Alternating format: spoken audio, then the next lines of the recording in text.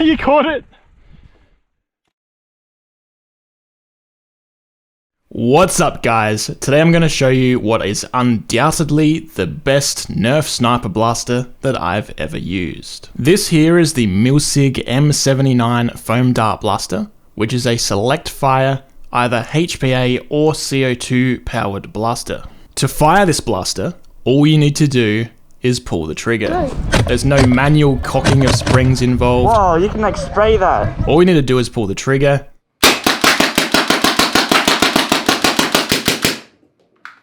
So even a child or someone with a disability could easily use this blaster with no problems. It also doesn't use any batteries.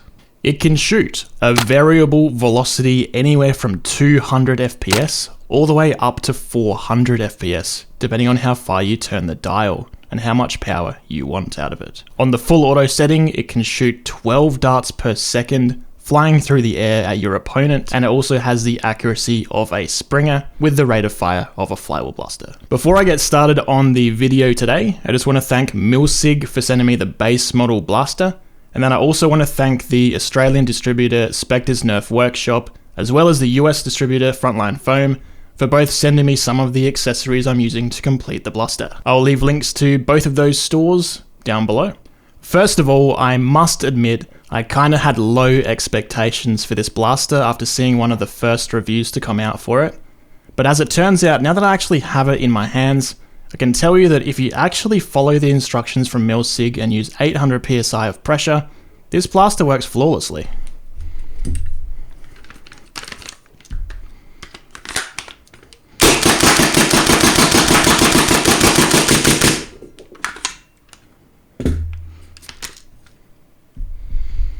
There are 3 different ways that you can power the M79 blaster.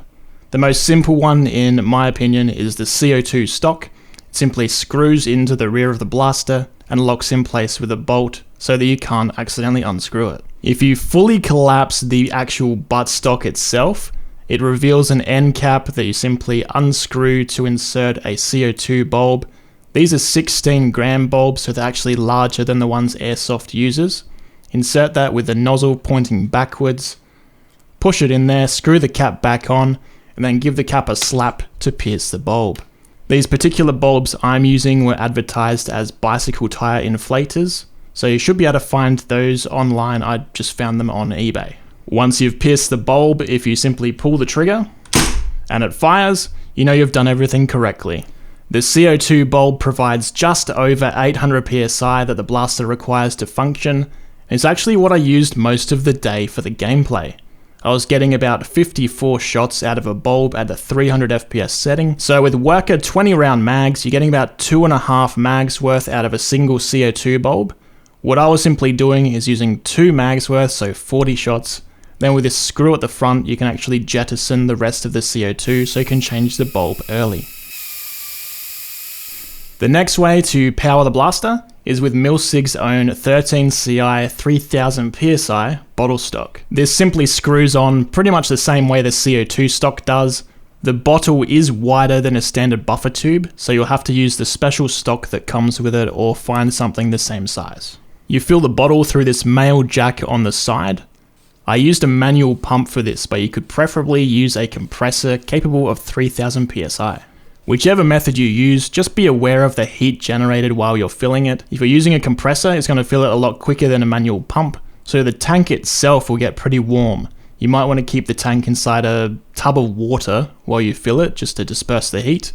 If you're using a manual pump, just be aware of how warm the pump itself gets, because you might wear out some O-rings and cause air leaks. When the bottle stock has reached 3000 PSI though, which means it's full, just depressurize the line that's filling it, and then disconnect it, and you're ready to go. The bottle stock has a rotating on-off switch at the front to open and close the valve connecting it to your blaster. The third and final way you can power the blaster is a method I don't actually have myself, but you can use a remote line using this adapter, running it to a backpack or wherever you want to carry your bottle. Just make sure the bottle you're using as well as the line connecting it are both able to provide the 800 PSI that the Milsig M79 requires to function. Okay, looking further forward than the stock now, this dial here is how you adjust your velocity. It can shoot anywhere from 200 to 400 FPS depending on how far you rotate that, but you can only adjust it while there's no pressure upon it. So that does mean to adjust it, you can't have any CO2 in the blaster currently, or simply turn your air off if you're using air. To go from 400 FPS down to 200 FPS is simply a 180 degree turn. I currently have it about in the middle at 300 FPS. Moving further forward from there, you've got a fully nylon lower receiver and an ambidextrous fire select. Safe, semi, and full auto. In fact, the full auto, putting out 12 darts per second, is the only time I've actually had a jam with this blaster. Occasionally, because of how fast the rate of fire is with this blaster, can actually outpace the feeding of the mag. So if a dart hasn't quite reached the top, but it tries to push the dart into the breech, it kind of clips half the dart and folds it over in the breech. To clear a jam is very simple with this blaster though.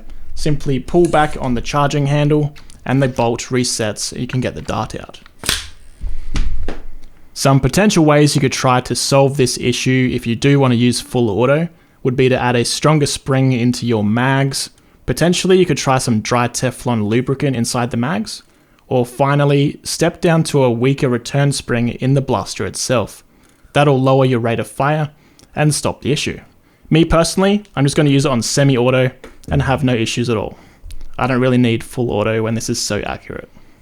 The M79 is an open bolt blaster, so in its resting state, the bolt is open. When you pull the trigger, it closes the bolt and loads a dart, fires the dart, then opens again, ready for the next shot. The M79 only fires half-length darts, just as you'd expect from something that's actually good. The mags it uses are only worker talons, which are the best ones on the market, and it also has a mag release, which you can't quite reach with your finger, so you will have to use two hands to remove the mag. The upper receiver is metal, I'm assuming aluminium. Comes in 3 different colors, yellow, red, or blue. I didn't get to actually choose the color of mine for this review sample, or I would have chose red. It has Picatinny on the top, Picatinny on the bottom, and M-lock on the sides. There are also 3 different length handguards you can choose from depending on whether you want to go more for CQB or more of a sniper look. I went with the longest one so I can mount all of my cameras up front. The M79 can take a variety of different barrels. They simply screw in using an M18 by 1.5 thread. These 3 that I've got here are the original ones that Milsig made themselves. They're kind of trash to be honest, so I wouldn't be using these 3. After seeing how bad those 3 orange barrels were, Spectre here in Australia machined a brass adapter that allows you to use standard jet blaster threads. So here's some barrels that Frontline Foam sent me. I'm not going to try them though, because Spectre actually sent me one of these custom hybrid barrels, which has an aluminium exterior and a brass interior. Now I would call Spectre's barrel the best of the bunch, but it does have a habit of sitting in the adapter angled slightly to the right. Whether Spectre has taken that design cue from everyday life, I don't know, but I will show you one final barrel that's the one I've been using in the blaster. In the blaster right now is Milsig's own answer to what Spectre made. This is what they call their AF barrel, specifically tuned for Adventure Force Pro darts. It has a 12.7mm ID, 22mm OD, and a 400mm length. That Adventure Force barrel is the one I've been using in this blaster, but I did deburr the loading end of it because I was getting some darts exploding when they fired. I think something in there must have been a little bit too tight for them. After deburring it, it's fine. At the end of the barrel, a cap screws off to reveal an M18 by 1.0 thread, and Spectre actually made me a custom SCAR barrel, or rifling, to fit it, since nothing actually currently exists for that thread size yet. Whew, that was a lot to go through. So now, let's head outside and chrono the blaster at full power. First things first, I know what you all want to see. The highest FPS that this blaster can do. We've bottomed out the nut. Let's turn on the air. Ready to put a mag in and fire.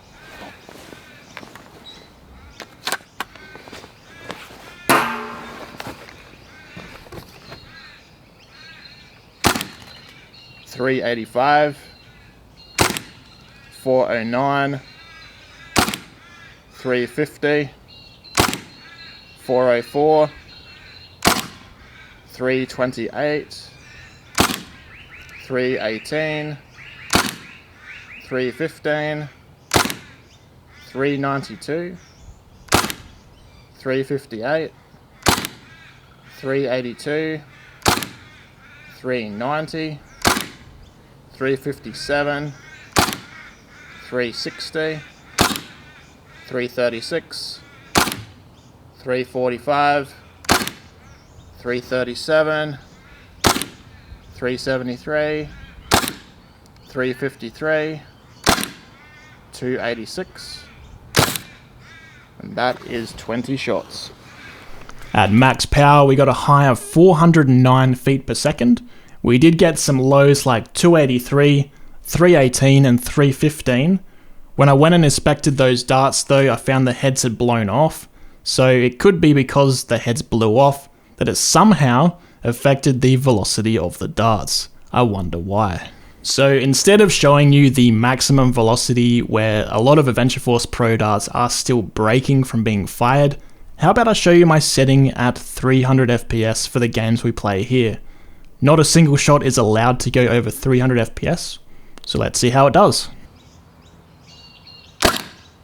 252, 277, 300, 294, 275, 286, 264. At that particular FPS setting, we're getting a high of 300, a low of 252, and an average of 278. I have got some springers that shoot a little more consistently than that, but let's take this to the firing range now and see how it shoots for accuracy. Okay guys, so here's the target we're going to be shooting at. It has a diameter of 1 meter. We're going to be shooting at it from 30 meters away. Let's put this mag in.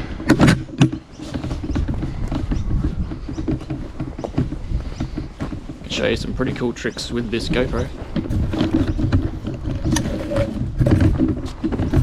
And now we're at our shooting position. Let's see how it does.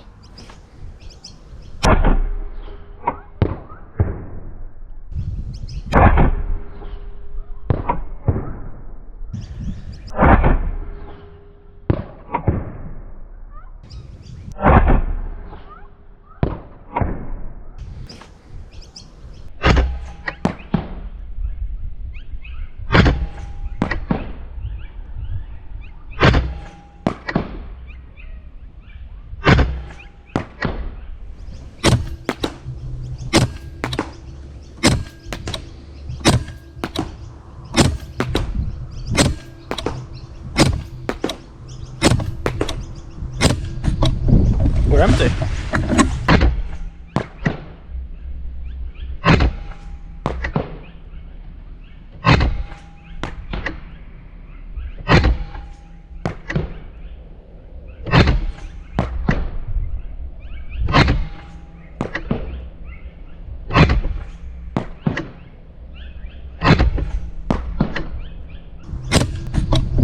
We're empty. Just like any good Nerf sniper blaster, the hit rate at 30 meters is 100%. It also has a maximum range of about 70 meters. Overall, I have to say this is the best blaster I've ever used. It has the accuracy of a Springer, the rate of fire of a flywheel blaster. As for actually using this for the day, I started out with the bottle stock fully charged to 3000 psi.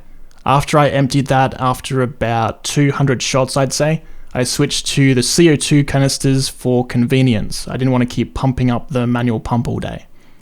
If you have a compressor though, by all means go with the air tank. For convenience though, I did enjoy using the CO2 canisters. They're actually very quick to change. They last 2 mags of 20 shots, which is about what I go through in a game. I'll end the video now with some gameplay footage and other random bits I recorded throughout the day. There were definitely some interesting reactions to people getting shot by this. I hope you've enjoyed this video so far, and make sure you subscribed so you don't miss future videos. Thanks for watching, and I'll see you on the next one. Alright, we'll turn air on. We're all ready. Show you some tricks with the new GoPro. Only people who watch the video will see. This GoPro, no matter what you do, it will keep the frame level. If I turn it like that, if I turn it like that, if I turn it upside down. Yep.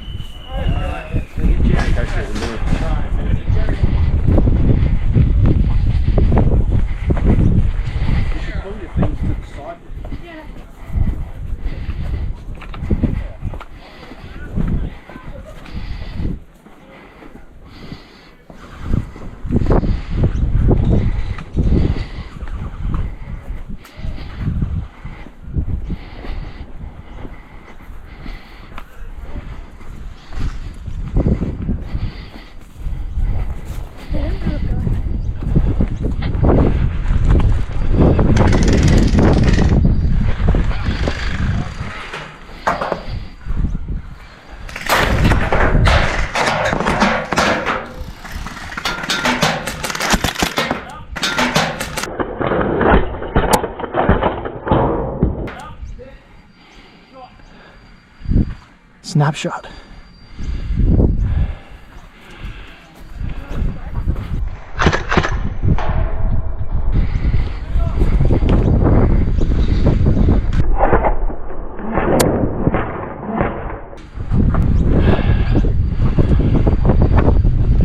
I'm going to consult the camera footage on that one.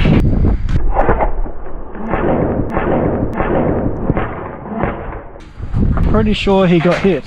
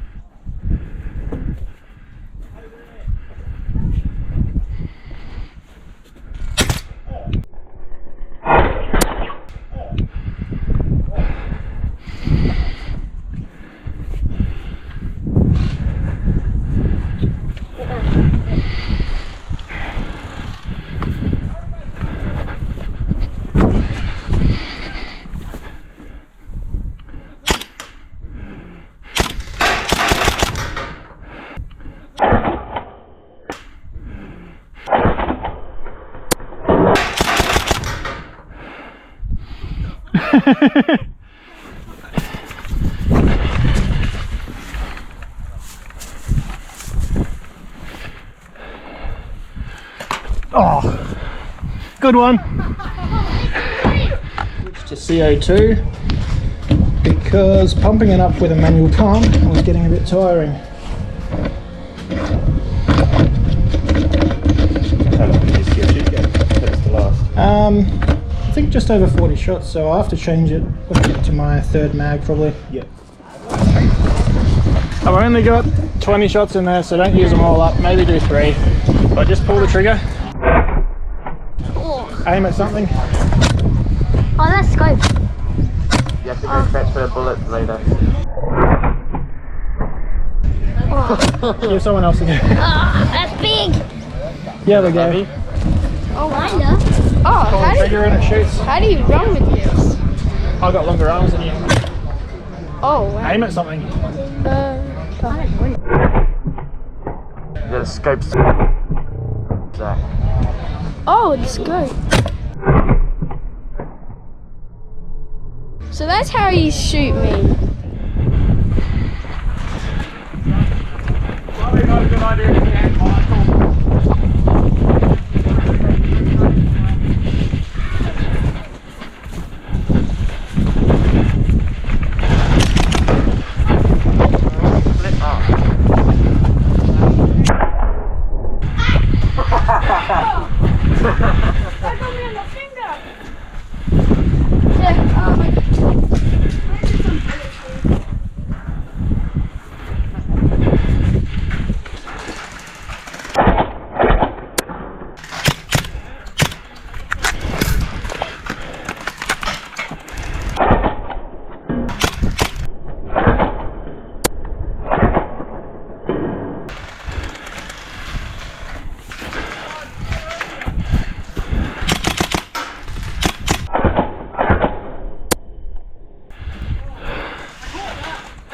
You caught it!